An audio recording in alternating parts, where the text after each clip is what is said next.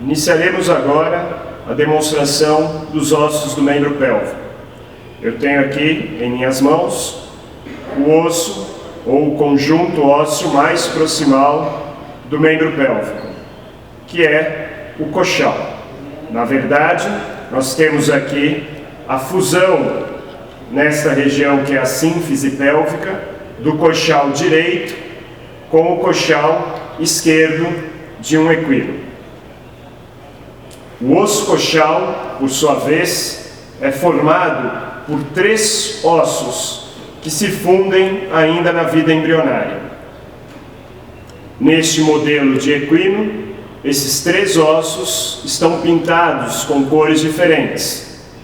O ponto de encontro deles é o acetábulo, esta superfície articular que recebe a cabeça do fêmur. A partir do acetábulo, nós temos em direção cranial e dorsal o íleo, em direção caudal e ventral o isquio e em direção medial o pubis. Portanto, o osso coxal é formado pela junção do íleo, do isquio e do pubis. Iniciaremos a nossa demonstração com as particularidades anatômicas do íleo e usaremos aqui o antímero direito para a demonstração. O íleo, ele deve ser separado em 2 partes. Esta parte mais cilíndrica é o corpo do íleo e esta parte plana é a asa do íleo. Nos grandes animais, como no caso do equino, a asa do íleo termina formando 2 pontas ósseas. Esta medial e dorsal é o túber sacral e esta projeção lateral é o túber coxal. Entre os 2 túberes existe a margem crânio-dorsal do íleo, que é a crista ilíaca. Em pequenos animais, esses túberes não são salientes. Portanto, o que chama mais atenção na asa do íleo é a própria crista ilíaca.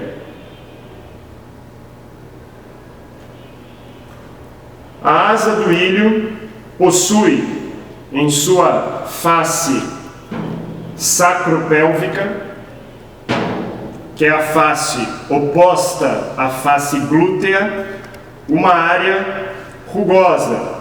Esta área rugosa é a face auricular da asa do íleo. Parte desta face auricular, uma linha que vai em direção ao corpo e ao pubis. Esta é a linha arqueada.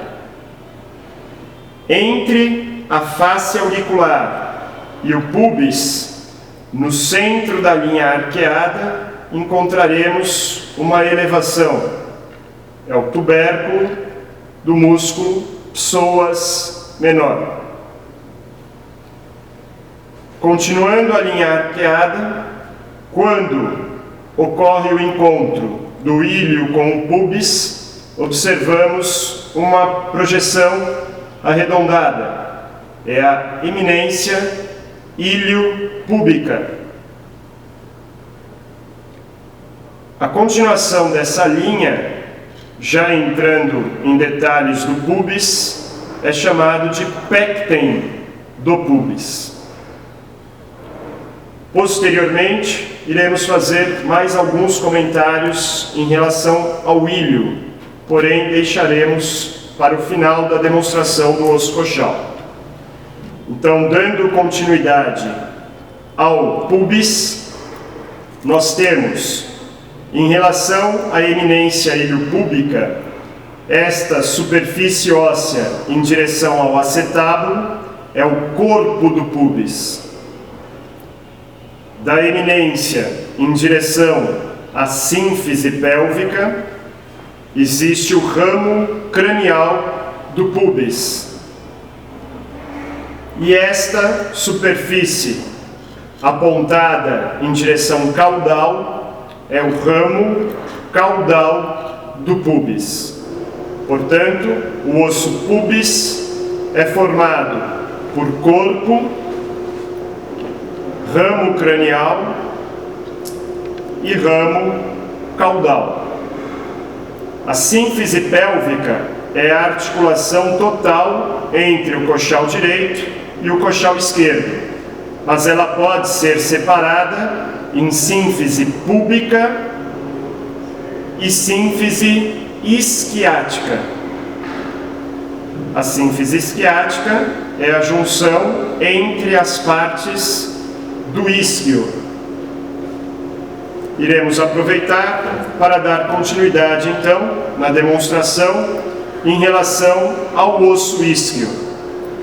O osso isquio, ele é formado por 3 partes anatômicas. Usaremos agora o lado esquerdo. O isquio é formado por o ramo do isquio, tábua, que é a parte mais larga, mais desenvolvida deste osso, e corpo, que é a parte mais cilíndrica. Portanto, o isquio apresenta ramo, tábua e corpo. O corpo é que se une ao acetábulo e que faz a fusão com o ilho. Entre estes ossos, poderemos observar aqui um forame, que em vida estará fechado por músculos e tecido conjuntivo. É o forame obturado. Ainda em relação ao isquio, poderemos observar aqui, na parte caudal deste osso, com a fusão do lado direito com o lado esquerdo, esta superfície com a forma de um arco, e que é denominada de arco isquiático. Na extremidade lateral deste arco, observamos esta grande ponta óssea, que é o túber isquiático.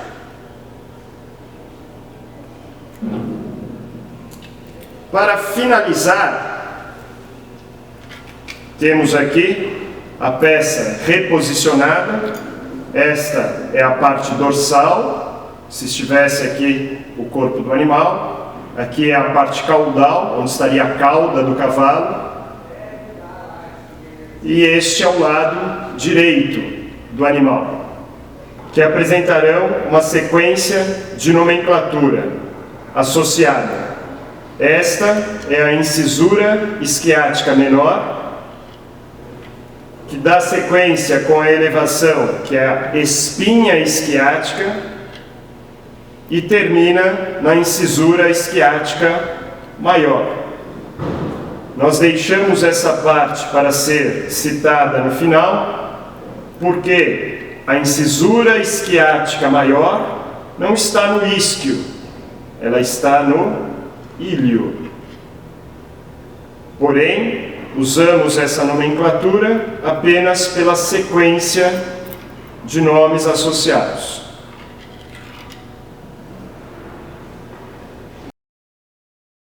Temos agora o fêmur de um equino, e como um osso cilíndrico, devemos estudá-lo através de seus terços: terço proximal, terço médio e terço distal. Aqui, na área proximal, nós temos como principais componentes anatômicos as saliências laterais, que representam o trocânter maior do fêmur. Tudo isso é o trocânter maior do fêmur, com a sua parte cranial e a sua parte caudal. Nos equídeos, separadas por essa reentrância, que é a incisura trocantérica.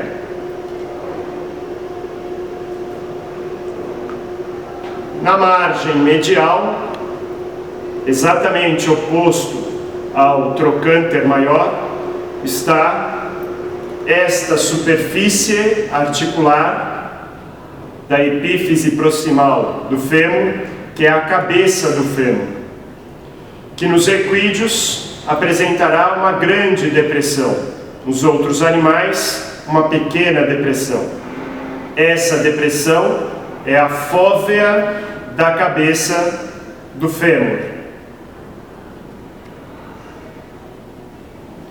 Logo abaixo, esta reentrância, essa área mais estreita, é o colo do fêmur.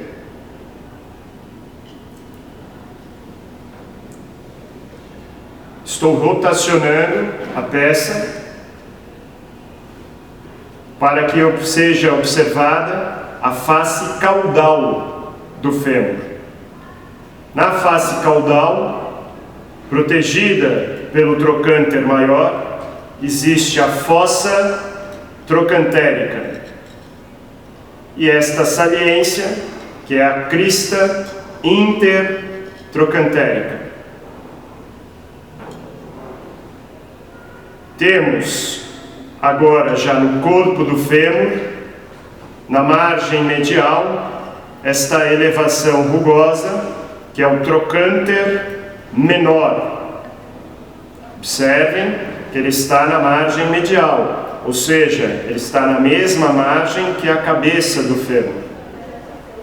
Já para equídeos, na margem lateral, logo abaixo do trocânter maior, iremos observar o terceiro trocânter. O terceiro trocânter é uma particularidade exclusiva dos equídeos em relação aos outros mamíferos domésticos. Ainda em relação ao corpo do fêmur, encontraremos nessa margem lateral a fossa supracondilar lateral.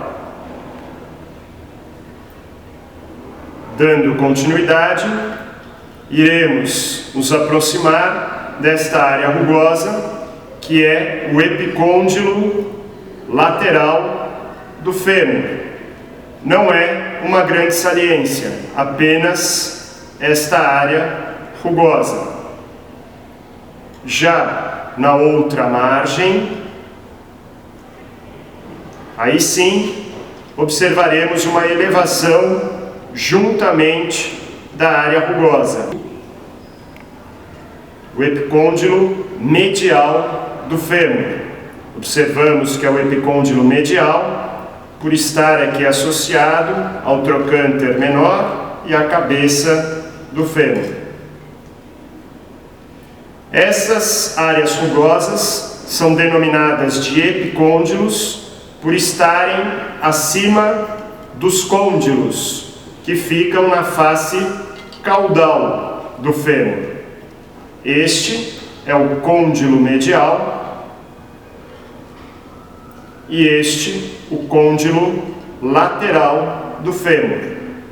Entre os côndilos está a fossa intercondilar.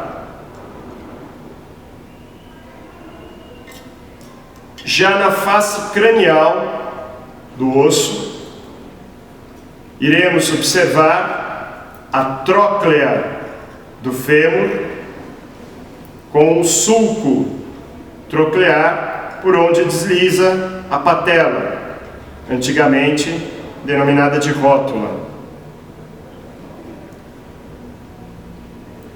Aqui nós iremos observar que nesta tróclea do fêmur, na margem medial, a saliência é mais desenvolvida, e isto é importante para os grandes animais, quando comparada com a sua margem lateral.